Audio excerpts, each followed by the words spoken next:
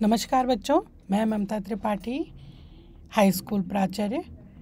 आज आपके समक्ष इकाई 1 प्रजनन के अध्याय 1 में जो परागण वाला भाग है वो लेकर आपके समक्ष उपस्थित हूँ। और ये जो पार्ट है इस चैप्टर का, इस पार्ट से ज़रूर प्रश्न पूछे जाते हैं और काफ़ी तरीके के प्रश्न इससे बनते हैं। तो मैं चाहूँगी कि आप इसको ध्यानपूर्वक सुनें और इस वीडियो को देखें और ध्यान से इसका अध्ययन करें। आज जो हम बात करेंगे वो है परागण की परिभाषा, परागण कितने प्रकार का होता है, परागण की विधियाँ, स्वपरागण और परपरागण में अंतर, इसके बाद दोहरा निषेचन, निषेचन की क्रियाविधि, ये सारी बातें हम आज चर्चा में लाएंगे। तो चलिए शुरू करते हैं हम परागण से। तो सबसे पहले तो हमें ये मालूम होना चाहिए कि परागण होता क्या है। बच्चों, आपने देखा होगा बहुत सारे फ्लावर्स पर जो बटरफ्लाइज हैं, तितलियां हैं, एक पुष्प से दूसरे पुष्प तक जाती हैं और एक पुष्प से दूसरे पुष्प पे, दूसरे से तीसरे और तीसरे से चौथे, ऐसे कई पुष्पों पर घूमती हैं, बैठती हैं और अनायास ही और अनजाने में ही वो एक ऐसे प्रोसेस को कंप्लीट करती हैं जिससे कि हम इस धरती पर इतने सारे पौधे और इतना सारा पादप जगत को देख पाते हैं। तो वो जो प्रोसेस है वो है परागण की क्रिया। ये वह क्रिया है जिसमें कि परागकण स्त्री के सर पर उसकी वर्तिकाग्र पर पहुंचते हैं। ये क्रिया परागण कहलाती है। इसको इंग्लिश में पॉलिनेशन भी कहते हैं। तो आप इस चीज़ को समझ गए होंगे कि किसी पुष्प के परागकण का उसी पुष्प या उसी जाति के अन्य पुष्प की वर्तिकाग्र पर पहुंचना परागण कहलाता है। और ये जो प्रक्रिया है वो अत्यंत आवश्यक है। एक प्रश्न यहीं पे बनता है कि परागण की क्रिया वनस्पति जगत के लिए क्यों आवश्यक है। पुष्पीय पादपों में परागण की क्रिया वनस्पति जगत के लिए क्यों आवश्यक है। दूसरा प्रश्न ये बनता है कि परागण का महत्व लिखिए। तो हमें डेफिनेशन भी आना चाहिए और ये प्रोसेस क्यों हो रही है इसके बारे में भी हमें जानकारी होना चाहिए। तो हम आगे देखते चलते हैं। इस अध्याय के अंतर्गत हम ये जानेंगे परागण और उसका महत्व। यदि हम परागण को देखें तो परागण 2 प्रकार से होता है, स्वपरागण और परपरागण। परागण, स्वपरागण और परपरागण। तो स्वपरागण जो है वो उससे तात्पर्य है कि जब एक ही पौधे का पुष्प या एक ही पुष्प उसी पुष्प की वर्तिकाग्र, एक ही पुष्प का परागकण उसी पुष्प की वर्तिकाग्र पर पहुंचता है तो ये क्या कहलाता है, स्वपरागण कहलाता है। और परपरागण यह जो है वो सजात पुष्पी परागण भी होता है और इसका दूसरा प्रकार जो है परनिषेचन, इसे हम परनिषेचन कहते हैं। इसका ये परपरागण का दूसरा प्रकार है। अब हम सबसे पहले बात करते हैं स्वपरागण की। तो यहाँ पर आप देख रहे हैं कि एक पुष्प है और उसका ये परागकोश है जिससे कि ये परागकण निकल रहे हैं और ये इसी पुष्प की वर्तिकाग्र पर जा गिरेंगे और यह क्रिया क्या कहलाएगी, स्वपरागण की क्रिया कहलाती है। अब हम बात करते हैं उन्मील परागणी। उन्मील परागणी और अनुन्मील परागणी, ये 2 प्रकार के पुष्प हमने अभी जाने कि स्वपरागण की क्रिया 2 प्रकार से होती है, उन्मील परागणी और अनुन्मील परागण।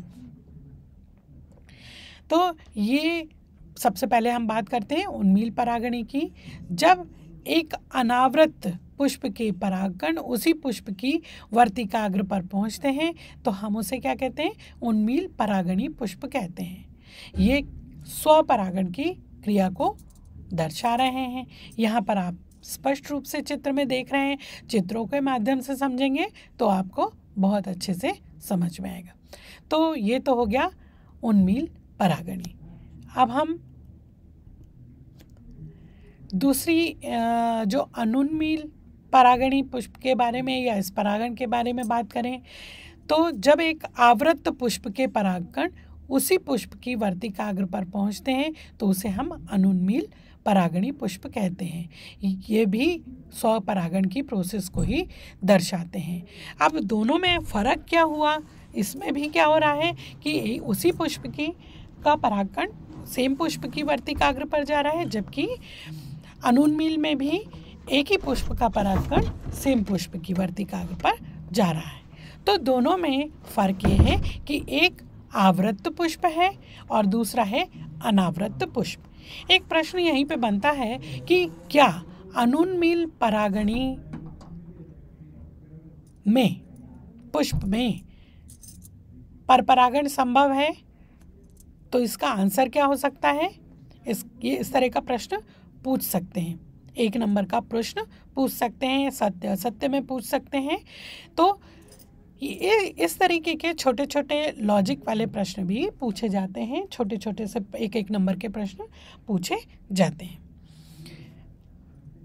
तो हाँ, यहाँ पर मैं आपको ये बताना चाहती हूँ कि यदि पुष्प आवृत होगा, ढका हुआ होगा, तो उसमें परपरागण की संभावनाएं नहीं होंगी, ठीक है ना। तो उसमें केवल स्वपरागण ही संभव हो पाएगा। अब है सजात पुष्पी परागण। परपरागण की ये एक विधि है जिसका नाम है सजात पुष्पी परागण। जब एक ही पौधे के एक पुष्प का परागकण उसी पौधे के दूसरे पुष्प की वर्तिकाग्र पर पहुंचता है तो इसको हम कहते हैं सजात पुष्पी पराग। ये आप चित्र में देख सकते हैं कि एक ही पौधा है, इसके 2 फ्लावर हैं। इसमें ए फ्लावर के परागकण बी फ्लावर की वर्तिकाग्र पर पहुंच रहे हैं। ये परागण की क्रिया जो है वो सजात पुष्पी परागण कहलाती है। अब हम बात करते हैं परनिषेचन की। तो परनिषेचन को आमतौर पर परपरागण भी कई लोग कहते हैं, लेकिन ये परपरागण का एक पार्ट है। परनिषेचन का मतलब है कि जब एक पौधे के पुष्प का परागकण दूसरे पौधे के पुष्प की वर्तिकाग्र पर पहुंचता है तो इसे हम परनिषेचन कहते हैं। और इस निषेचन में आनुवंशिक भिन्नता हमें देखने को मिलती है। तो परनिषेचन में पौधे ही डिफरेंट होते हैं और सजात पुष्पीय परागण में क्या होता है, पौधा एक होता है, उसमें फूल अलग अलग होते हैं, फ्लावर्स अलग अलग होते हैं। तो यहाँ पर हमने देखा कि परागण क्या है और परागण कितने प्रकार का होता है। तो आप लोग समझ गए होंगे कि परागण जो है वो मुख्य रूप से 2 प्रकार का होता है, स्वपरागण और परपरागण। और स्वपरागण भी 2 प्रकार का होता है, उन्मील परागणी और अनुन्मील परागणी पुष्प। अब हम बात करते हैं परपरागण की। तो सजात पुष्पी परागण और परनिषेचन, ये भी 2 प्रकार का होता है। तो अब हम आगे बढ़ते हैं परागण की विधियों के बारे में। ये भी आपके बुक में दी हुई हैं और ये हम इसको बहुत कम बच्चे ही इस पर ध्यान देते हैं, लेकिन इस पर भी प्रश्न बनते हैं। 1 नंबर के भी प्रश्न बनते हैं और बड़े प्रश्न भी इसमें बन सकते हैं। तो जैसे वेलिस्नेरिया उदाहरण है वायु परागण का, जल परागण का, कीट परागण का या जीव का परागण का। इस तरह के प्रश्न जो हैं वो 1 नंबर के भी बन सकते हैं। तो हमें परागण की विधियों को भी अच्छे से ध्यानपूर्वक पढ़ना है। तो यदि हम देखें तो जल परागण मुख्य रूप से बहुत से पौधों में पाया जाता है। इसका केवल मैंने एक ही उदाहरण आपको बताया है, वेलिस्नेरिया बहुत कॉमन उदाहरण है। वायु परागण गेहूं में, धान में, कीट परागण गुड़हल में पाया जाता है। इसके अलावा रोज़ फ्लावर में भी पाया जाता है, कई अन्य फ्लावर में ये पाया जाता है।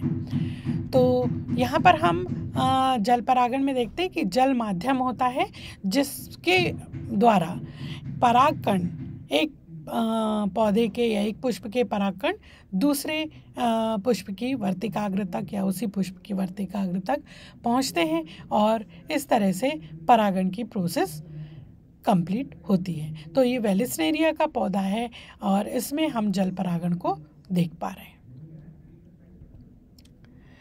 दूसरा ये जो चित्र आप देख रहे हैं ये वायु परागण का चित्र है। वायु परागण हम बहुत सारे पौधों में देखते हैं। आपने देखा होगा, ये जो चित्र है आपने देखा होगा मदार का पौधा, मदार का जो पेड़ होता है जिसको कौवे का पेड़ भी कहा जाता है, और इसमें जो ये देखने को मिलता है जो स्फुटन होता है उसमें हमको बीजों का विकिरण देखने को मिलता है, लेकिन और वो भी विकिरण वायु के द्वारा होता है। किंतु ये बात मैं कर रही हूँ परागकण के विकिरण की। तो परागकण जो है वो कई पौधों में इस तरह से वायु के माध्यम से एक स्थान से दूसरे स्थान पर, एक पौधे से दूसरे पौधे तक पहुंचते हैं। एक पुष्प के परागकण दूसरे पुष्प की वर्तिकाग्र पर पहुंचते हैं और वायु के माध्यम से परागण की प्रक्रिया पूर्ण होती है। अब हम बात करते हैं कीट परागण। तो कीट परागण आपने देखा होगा विभिन्न प्रकार की तितलियां, विभिन्न प्रकार की मधुमक्खियां, बहुत सारे इंसेक्ट्स हैं जो कि पुष्प पर एक पुष्प से दूसरे पुष्प तक जाते हैं और अनायास ही अपने पंखों के साथ में या अपने पैरों के साथ में ही कई सारे परागकणों को लेकर चलते हैं और दूसरे पुष्प की वर्तिकाग्र तक पहुंचा देते हैं। तो इस तरह से कीटों के द्वारा भी परागण होता है। कई बार परागण मनुष्य भी के द्वारा भी होता है, कई जानवरों के द्वारा भी, कई पशुओं के द्वारा भी परागण की प्रक्रिया देखी गई है। कभी कभी मनुष्य उन्नत किस्म की प्रजातियों को उत्पन्न करने के लिए पादपों में उन्नत पौधों के जातियां उत्पन्न करने के लिए कृत्रिम रूप से भी परागण की क्रिया करते हैं, जो कि हम इसको कह सकते हैं कि कृत्रिम परागण या कृत्रिम संकरण, और ये मनुष्यों के माध्यम से होती है। तो आइए अब हम बात करें कृत्रिम संकरीकरण की। जैसे मैंने अभी आपको बताया कि कृत्रिम संकरण उन्नत और प्रगतिशील पौधों और फसलों के उत्पादन के लिए किया जाता है, जो कि मनुष्य के द्वारा किया जाता है। इस विधि को करने के कुछ प्रोसेस है और इसको कुछ पदों में बांटा गया है। यहाँ पर आपको दो पद दिखाई दे रहे हैं, दो स्टेप्स इसके दिखाई दे रहे हैं। पहला है विपुंसन और दूसरा है बैगिंग। तो विपुंसन सबसे पहले हम बात करते हैं, और यहाँ पर मैं आपको बता दूं कि 2 नंबर का प्रश्न जो है वो विपुंसन क्या है ऐसा पूछा जाता है। बहुत ही महत्वपूर्ण प्रश्न है और ये अक्सर पूछा जाता है। तो सबसे पहले बात हम इसी की ही कर लेते हैं कि विपुंसन क्या होता है। पुष्प का जो नर भाग है, अर्थात उसके जो पराग कोश हैं, उसके पुंकेसर का जो पराग कोश वाला भाग है, उसको काट कर अलग कर देना विपुंसन कहलाता है। इस क्रिया में उस पुष्प से नर भाग पृथक हो जाता है। वह पुष्प केवल अब उसमें मादा भाग ही रह जाता है, जिसके कारण उस पुष्प में स्वपरागण की संभावनाएं नील हो जाती हैं, नहीं होती हैं। तो आप यहाँ पर समझ रहे होंगे, मैं फिर से आपको बता दूं, विपुंसन वह प्रक्रिया है जिसमें जो कि द्विलिंगी पुष्प में होती है और इस पुष्प में पुंकेसर को कट करके हटा दिया जाता है, जिसके कारण पुष्प में नर युग्मक उत्पन्न नहीं होते हैं और इस प्रकार पुष्प के नर युग्मक उत्पन्न न करने को हम विपुंसन की क्रिया कहते हैं। और इस तरह से जो द्विलिंगी पुष्प है वो केवल एक लिंगी पुष्प के रूप में ही रह जाता है, केवल उसमें मादा जननांग ही शेष रह जाते हैं। तो ये तो हुई विपुंसन की प्रक्रिया। अब विपुंसन की प्रक्रिया करने के बाद में कृत्रिम परागण की या कृत्रिम संकरीकरण की पहली जो प्रोसेस है या पहला जो पद है वो कंप्लीट होने के बाद में क्या किया जाता है, उसमें बैगिंग की जाती है। पुष्प से पुंकेसर हटाने के बाद में पुष्प को एक थैली से ढक दिया जाता है, जिस क्रिया को हम क्या कहते हैं, बैगिंग कहते हैं। इसका कारण क्या है? बैगिंग करने के कारण उसमें हम अन्य कोई परागकण जो है उस पुष्प की वर्तिकाग्र तक नहीं पहुंच पाता। केवल हम इच्छित पुष्प के परागकण को ही उस बैग्ड पुष्प की, जिस पर कि वो थैला चढ़ा हुआ है, उस पुष्प की वर्तिकाग्र तक पहुंचाते हैं और निषेचन की प्रक्रिया करवाते हैं। तो ये कृत्रिम रूप से निषेचन करने के दो पद हैं और इनको हमें ध्यान में रखना चाहिए, क्योंकि ये बहुत इम्पॉर्टेंट क्वेश्चंस बनते हैं। इस पर 2-2 नंबर के यदि प्रश्न बनेंगे तो ये विपुंसन क्या है या बैगिंग से आप क्या समझते हैं, इस तरीके के प्रश्न बनेंगे। और यदि बड़ा प्रश्न बनता है तो ये पूछा जा सकता है कि पुष्पीय पौधों में कृत्रिम संकरण की क्रियाविधि को समझाइए। तो आप इस पूरे प्रोसेस को पढ़ लें, ध्यान से पढ़ें, और इस तरीके से आप एक बड़ा क्वेश्चन भी कर पाएंगे और यदि शॉर्ट क्वेश्चन पूछे गए तो आप उनको भी आसानी से हल कर सकते हैं। एक बहुत प्रचलित प्रश्न है, स्वपरागण और परपरागण में क्या अंतर है? तो ये प्रश्न जो है वो बहुत इम्पॉर्टेंट क्वेश्चन है।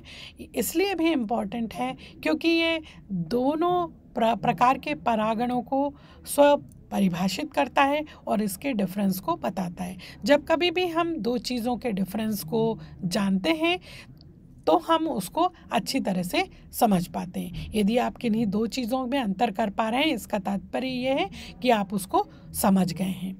तो बच्चों, यहाँ पर अंतर को याद नहीं करना है। अभी तक जो हमने स्वपरागण और परपरागण पढ़ा है, जो बात की है, उसके आधार पर ही ये अंतर बनाए गए हैं।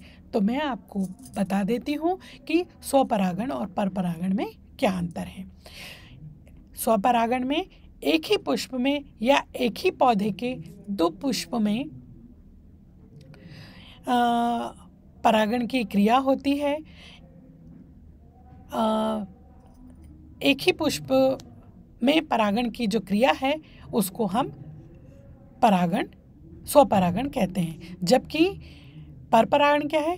दो अलग अलग पौधे में लगे पुष्प या एक पौधे के दो अलग अलग पुष्प के बीच परागण की क्रिया को परपरागण कहते हैं।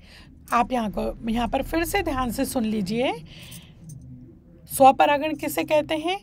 एक ही पुष्प के परागकण का उसी पुष्प की वर्तिकाग्र पर पहुंचना स्वपरागण कहलाता है। आप इस सेंटेंस को ही ध्यान दीजिएगा। एक ही पुष्प में होने वाले, एक ही पुष्प के अंदर पाए जाने वाले नर जननांग का उसी पुष्प की मादा जननांग पर पहुंचना स्वपरागण कहलाता है। जबकि परपरागण क्या है? दो अलग अलग पौधे या एक ही पौधे के दो अलग अलग पुष्प पर पहुंचना, परागकण का पहुंचना परपरागण कहलाता है। दूसरा जो अंतर है, इसमें किसी माध्यम की आवश्यकता नहीं होती है, लेकिन परपरागण के लिए माध्यम की आवश्यकता होती है, जो कि हमने अभी पहले पढ़ी है कि जल परागण, वायु परागण और कीट परागण की जो विधियां हैं जो कि परपरागण को करवाने में मदद करती है, एक माध्यम के रूप में कार्य करती हैं। स्वपरागण में पुमंग और जायंग साध परिपक्व होते हैं, जबकि परपरागण में आवश्यक नहीं है कि दोनों जो जननांग हैं वो साथ साथ ही विकसित हो या अलग अलग समय पर भी विकसित हो सकते हैं।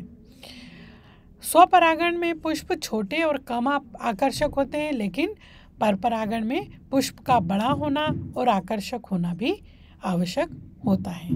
तो इस तरह से ये 4 अंतर इसमें लिखे हैं, जिसमें से पहला अंतर जो है उसको आप यहाँ तक ही ध्यान दीजिएगा, क्योंकि स्वपरागण क्या होता है, एक ही पुष्प के नर जननांग से उत्पन्न परागकण का उसी पुष्प की मादा जननांग के वर्तिकाग्र पर पहुँचना स्वपरागण कहलाता है। ठीक है, तो आप इस वाले पार्ट को थोड़ा सा अवॉइड कीजिए, यहाँ तक आप इसको ध्यान दीजिए। आप इन 4 अंतरों को ध्यान में रखिए, और यदि 4 नंबर का प्रश्न आता है तो केवल 4 ही अंतर लिखिए, और यदि 2 नंबर का प्रश्न पूछें तो 2 अंतर ही काफ़ी होंगे। अब अपन आगे बढ़ते हैं। जो पुष्पीय पौधों में होने वाली प्रक्रिया है जिसको कि हम निषेचन कहते हैं, जो कि हम अभी पढ़ेंगे कि यहाँ पर लिखा हुआ है दोहरा निषेचन। पुष्पीय पौधों में दोहरा निषेचन पाया जाता है, स्पष्ट कीजिए। प्रश्न ये इस तरह से आता है कि पुष्पीय पौधों में पाए जाने वाले दोहरा निषेचन का वर्णन कीजिए, या पुष्पीय पौधों में दोहरा निषेचन क्यों पाया जाता है, स्पष्ट कीजिए। तो आपको जो आंसर लिखना है उसके बारे में ही मैं आपको अब आगे बता रही हूँ। तो सबसे पहली बात है कि निषेचन क्या है। तो निषेचन का सीधा सीधा अर्थ है कि नर युग्मक का मादा युग्मक से मिलना। किसी जाति के नर युग्मक का मादा युग्मक से मिलना निषेचन कहलाता है। अब ये जो निषेचन है, यहाँ पर दोहरा निषेचन है, तो इसको स्पष्ट करना आवश्यक है। जो पुष्पीय पौधे होते हैं उसकी जो परागकण हैं वो किसी पुष्प की वर्तिकाग्र पर पहुँचते हैं, और या उसी पुष्प की वर्तिकाग्र पर पहुँचते हैं। इसका तात्पर्य यह है कि परागण की क्रिया पूर्ण हो गई। जैसे ही पुष्प की वर्तिकाग्र पर परागकण पहुँचते हैं तो वर्तिकाग्र पर उपस्थित विशिष्ट प्रकार के जो केमिकल्स होते हैं, विशिष्ट प्रकार के जो द्रव होते हैं, एंजाइम्स होते हैं, वो पराग कण के ऊपर कार्य करना शुरू कर देते हैं, जिसके कारण पराग कण से पराग नलिका का निर्माण होना प्रारंभ हो जाता है, और पराग नलिका निर्मित होती है, और धीरे धीरे ये पराग नलिका जो है ये आगे बढ़ते हुए जाती है, और वर्तिका से होते हुए ये पुष्प के अंडाशय वाले भाग पर पहुंच जाती है। अंडाशय वाले भाग पर आपने देखा होगा, जो पिछला वीडियो था उसमें हमने देखा था बीजांड की संरचना, जिसमें हमने देखा था कि बीजांड के भीतर 2 भाग होते हैं, एक तो निभागीय भाग और दूसरा होता है माइक्रोपाइल वाला भाग। तो माइक्रोपाइल वाला जो भाग होता है, सूक्ष्म छिद्र वाला जो भाग होता है, वहाँ तक पराग नलिका पहुँच जाती है, और पराग नलिका माइक्रोपाइल से होते हुए ये भ्रूण कोश में पहुंचती है। भ्रूण कोश में पहुंचकर वहां पर उपस्थित जो सहायक नलिकाएं हैं, जिन्हें हम सिनर्जिड सेल कहते हैं, उन नलिकाओं के मध्य उपस्थित अंड कोशिका से इसमें का जो एक नर युग्मक है वो समेकित हो जाता है और युग्मनज का निर्माण करता है। तो पहला जो युग्मक है जो कि पराग कण द्वारा निर्मित होता है, यहाँ पर मैं आपको एक बात और याद दिला दूँ कि हमने जब पराग कण के बारे में उसका वर्णन पढ़ा था तब हमने ये जाना था कि पराग कण से 2 नर युग्मकों का निर्माण होता है। तो ये जो 2 नर युग्मक होते हैं दोनों ही पराग नलिका से होते हुए कहाँ पहुँच जाते हैं, बीजांड के माइक्रोपाइल वाले क्षेत्र पर पहुंच जाते हैं। माइक्रोपाइल से ये पराग नलिका प्रवेश करती है और इसका अग्रभाग जो है वो यहाँ पर डिज़ोल्व हो जाता है, और डिज़ोल्व होने के कारण एक नर युग्मक जो है वो अंड कोशिका से समेकित हो जाता है, मिल जाता है और द्विगुणित संरचना का निर्माण कर लेता है, जिसको हम कहते हैं जाइगोट या युग्मनज। जबकि दूसरा नर युग्मक जो है वो केंद्रीय नाभिक जो कि भ्रूण कोश के केंद्र में उपस्थित है उससे संयोजित हो जाता है और यह एक त्रिगुणित संरचना का निर्माण करता है। चूँकि यहाँ पर निषेचन की क्रिया 2 बार हो रही है। निषेचन से तात्पर्य है नर युग्मक का मादा युग्मक से मिलना, नर केंद्रक का मादा केंद्रक के साथ समेकित होना। तो यहाँ पर जो बीजांड है, बीजांड के भीतर जो भ्रूण कोश है उसके अंदर 2 बार नर युग्मक 2 मादा युग्मकों से या मादा नाभिकों से फ्यूज होता है, समेकित होता है, इसलिए इसको दोहरा निषेचन कहते हैं। अब यहाँ पर एक चीज़ और पूछी जाती है, परीक्षा में बहुत पूछा जाता है, त्रिक संलयन क्या है। तो कई बच्चे बहुत कंफ्यूज होते हैं तो कि त्रिक संलयन और दोहरा निषेचन एक ही प्रोसेस है, जबकि त्रिक संलयन जो है वो दोहरा निषेचन का एक पार्ट है। आइए हम उसको समझते हैं किस तरह से। हमें ज्ञात है कि भ्रूण कोश के अंदर मध्य में एक द्विगुणित संरचना है जो कि 2 कोशिकाओं के समेकन से मिलकर बनी है। इसमें 2 नाभिक हैं, इसमें इस कारण से वो डिप्लॉयड स्ट्रक्चर फॉर्म हो गया है। अब एक और नाभिक जब उससे मिलता है तो इसका भी अगुणित जो क्रोमोसोम संख्या है वो फ्यूज हो जाती है और द्विगुणित की जगह वो त्रिगुणित संरचना का निर्माण कर लेती है। इस घटना को त्रिक संलयन कहते हैं। एक द्विगुणित कोशिका का एक अगुणित कोशिका के साथ समेकन या मिल जाना या फ्यूजन त्रिक संलयन कहलाता है।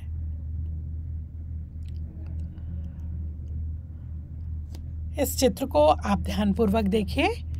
इस चित्र में मैंने अभी जो प्रोसेस आपको बताई थी वो प्रोसेस स्पष्ट रूप से दी गई है। ये परागकण, कई सारे परागकण जो हैं वो वर्तिकाग्र, पुष्प की वर्तिकाग्र पर पहुंच गए हैं। यहाँ पर वर्तिकाग्र से स्रावित होने वाला जो पदार्थ है उससे जो परागकण है वो पोलन ट्यूब का निर्माण करता है, वो अंकुरित होता है और पोलन ट्यूब का निर्माण करता है जो कि ओवरी के अंदर बीजांड के भीतर प्रवेश करती है माइक्रोपाइल वाले क्षेत्र से, और यहाँ से वो एक नरयुग्मक फ्यूज होकर अंड कोशिका से फ्यूज होकर एक द्विगुणित संरचना बना लेता है जिसे कि हम जाइगोट कहते हैं। इसी जाइगोट के द्वारा भ्रूण का निर्माण होता है, जबकि यहाँ पर ध्रुवीय केंद्रक जो है जिसमें डिप्लॉयड जो कि स्ट्रक्चर है, यहाँ पर दूसरा मेल गैमेट फ्यूज होता है और ये ट्रिप्लॉयड स्ट्रक्चर बना लेते हैं जिससे आगे चलकर भ्रूण पोष का निर्माण होता है। भ्रूण कोश और भ्रूण पोष ये 2 अलग अलग चीज़ें हैं। भ्रूण कोश का मतलब होता है एम्ब्रियो सैक जो कि ये स्ट्रक्चर है, और भ्रूण पोष वो इस त्रिक संरचना से निर्मित होता है जो कि आगे चलकर ये जो यहाँ पर युग्मनज बना है उससे निर्मित होने वाले भ्रूण का पोषण करता है। तो ये इन 2 संरचनाओं के भीतर भी आपको अंतर मालूम होना चाहिए, भ्रूण कोश क्या है और भ्रूण पोष क्या है ना। भ्रूण कोश जो है वो एम्ब्रियो सैक है और भ्रूण पोष जो है उसको एंडोस्पर्म कहते हैं। अब हम बात करते हैं परागण एवं निषेचन की। बहुत से बच्चे कंफ्यूज होते हैं परागण और निषेचन में। दोनों प्रोसेस बिल्कुल डिफरेंट हैं, दोनों प्रोसेस अलग अलग हैं। आइए अब हम इन प्रोसेस को समझते हैं कि इनमें फ़र्क कहाँ पर है, इनमें अंतर कहाँ पर है। कभी कभी ये प्रश्न भी पूछ लिया जाता है। सबसे पहले बात करते हैं परागण की। तो परागण जैसा कि आपने देखा होगा बाह्य प्रक्रिया है, इसमें परागकण पुष्प की वर्तिकाग्र पर आता है, अर्थात ये बाह्य प्रक्रिया है। जबकि निषेचन जो है वो क्या है, आंतरिक प्रक्रिया है, जिसमें कि नर गैमेट जो है या नर युग्मक जो है वो फीमेल गैमेट से फ्यूज होने के लिए बीजांड के भीतर प्रवेश करता है। तो इस तरह से ये क्या हुई, ये आंतरिक क्रिया हुई। दूसरा जो अंतर है वह है यह निषेचन पूर्व अवस्था है, मतलब ये निषेचन की पूर्व की बात है, जबकि निषेचन क्या है? ये परागण के पश्चात की अवस्था है। जब परागण की क्रिया हो जाती है, पोलन ट्यूब निर्मित हो जाती है और नर युग्मक जो है वो बीजांड में प्रवेश कर जाते हैं, तब निषेचन होता है। नेक्स्ट जो इनमें डिफरेंस है वो है परागण की जो क्रिया है वो भौतिक क्रिया है, जबकि ये जेनेटिक प्रोसेस है। इसमें गुणसूत्रों का आपस में समेकन होता है, इसलिए जेनेटिक प्रोसेस है, जबकि परागण क्या है? भौतिक प्रोसेस है। एक संरचना जो है वो दूसरी संरचना के पास आ रही है, परागकण वर्तिकाग्र तक आ रहे हैं विभिन्न माध्यमों के द्वारा, ये एक भौतिक प्रोसेस। अगला है चौथे नंबर का जो अंतर है वो है इसमें माध्यम की आवश्यकता होती है। परागकण के लिए हमेशा माध्यम की आवश्यकता होती है, और निषेचन में क्या होता है कि यह पराग नलिका के निर्माण के बाद ही संभव होता है। परागण में यह केवल पुष्पीय पौधों में होता है। ये सबसे खास बात है, परागण की जो प्रोसेस है वो केवल पुष्पीय पौधों में होती है। और निषेचन ये पुष्पीय पौधों के अलावा सभी जीवितों में होता है, चाहे वो पौधा हो चाहे वो जंतु हो। लैंगिक जनन की जो प्रोसेस है जिसमें निषेचन भी एक भाग है, निषेचन की क्रिया, ये सभी जीवों में पाया जाता है। तो अभी हमने इस वीडियो में क्या क्या बातें डिस्कस की हैं। हमने ये देखा है कि परागण क्या है, फिर परागण के प्रकार जाने, तो परागण की क्रिया जो है इसकी परिभाषा को आप अच्छे तरह से समझें कि परागण किसे कहते हैं, ये परागण का अर्थ क्या है, या परागण को परिभाषित कीजिए, परागण से आप क्या समझते हैं। किसी भी तरीके का प्रश्न पूछा जा सकता है, 2 नंबर का प्रश्न है, तो आप इसका उत्तर लिख पाएंगे कि परागण जो है वो पुष्प के पुष्पीय पौधे में उपस्थित जो पुष्प है उसके परागकण का पुष्प की वर्तिकाग्र तक, उसी पुष्प की वर्तिकाग्र या अन्य पुष्प की वर्तिकाग्र तक पहुंचना परागण की प्रोसेस है। फिर उसके बाद में परागण के प्रकार, स्वपरागण और परपरागण। फिर उसके बाद में परागण की विधियां हमने जानी थी कि परागण की कौन कौन सी विधियां होती हैं, जल परागण, वायु परागण और कीट परागण। फिर हमने स्वपरागण और परपरागण में अंतर देखा था, तो यह अंतर आप याद कर लें, समझ लेंगे दोनों प्रोसेस को। यदि आप यहाँ पर दोनों प्रोसेस को समझ चुके हैं, क्योंकि चित्र जो यहाँ पर दिखाए गए थे उन चित्रों के माध्यम से बहुत स्पष्ट हो रहा है सारे प्रकार, तो इनको आप समझ लेंगे तो अंतर बहुत आराम से आप बना पाएंगे। अगला जो प्रश्न बहुत महत्वपूर्ण प्रश्न है वो है कृत्रिम संकरीकरण, जिसको कि हम विभिन्न पदों में हमने इसकी बात की थी कि ये कई पदों में पूर्ण होता है। तो विपुंसन एक इंडिविजुअल क्वेश्चन भी पूछ सकते हैं, और जो कि कृत्रिम संकरीकरण का एक पद है, दूसरा है बैगिंग। फिर दोहरे निषेचन की परिभाषा भी पूछ सकते हैं, दोहरे निषेचन का वर्णन भी पूछ सकते हैं, निषेचन की क्रियाविधि भी पूछ सकते हैं, और इसका चित्र सहित वर्णन भी पूछ सकते हैं। तो जब कभी भी यदि ये बहुत बड़ा प्रश्न आ रहा है तो 4 नंबर का प्रश्न यदि आपसे ये पूछते हैं तो आपको 3 नंबर या 4 नंबर का यदि प्रश्न पूछते हैं कि दोहरा निषेचन क्या है, आप इसका वर्णन कीजिए या इसको समझाइए, तो आप इस चित्र को ज़रूर बनाइए, क्योंकि ये चित्र आपको अच्छे नंबर दिलाने में मदद करेगा। चित्र जब भी बनाइए उसका नामांकन कीजिए, नामांकन बहुत ज़रूरी है, बिना नामांकन के चित्र का कोई अर्थ नहीं होता। इसके अलावा चित्र जब बनाएं तो उसका हेडिंग ज़रूर डालिए, केवल चित्र बनाकर नहीं छोड़ना है, नामांकन करके ही नहीं छोड़ना है, नीचे या ऊपर उसका हेडिंग ज़रूर डालिए कि आप इस चित्र के द्वारा क्या बताना चाह रहे हैं। तो और इसके बाद में एक और प्रश्न जो मैंने आपको बताया, परागण व निषेचन में अंतर। तो ये जो अंतर हैं, ये अंतर वाले प्रश्न भी पूछे जाते हैं, आप इनकी तैयारी कर लीजिए। ब्लूप्रिंट को जरूर, जो अंक योजना है उसको ज़रूर देख लीजिए। जो ज़्यादा वेटेज वाले चैप्टर्स हैं, लगभग सभी में वेटेज 2-2 नंबर का या 4 नंबर का डिफरेंस है। लगभग सभी ही इम्पॉर्टेंट आपके चैप्टर्स हैं और बहुत कम चैप्टर्स हैं, 13 चैप्टर्स आपके पढ़ने के हैं। तो आप इनको आत्मविश्वास के साथ में ध्यानपूर्वक यदि पढ़ेंगे, इन वीडियो को ध्यानपूर्वक समझेंगे, देखेंगे, तो आप ज़रूर इनको समझ पाएंगे और आप इस परीक्षा में अच्छे नंबरों से उत्तीर्ण भी होंगे। तो आज का वीडियो यहीं समाप्त होता है। धन्यवाद।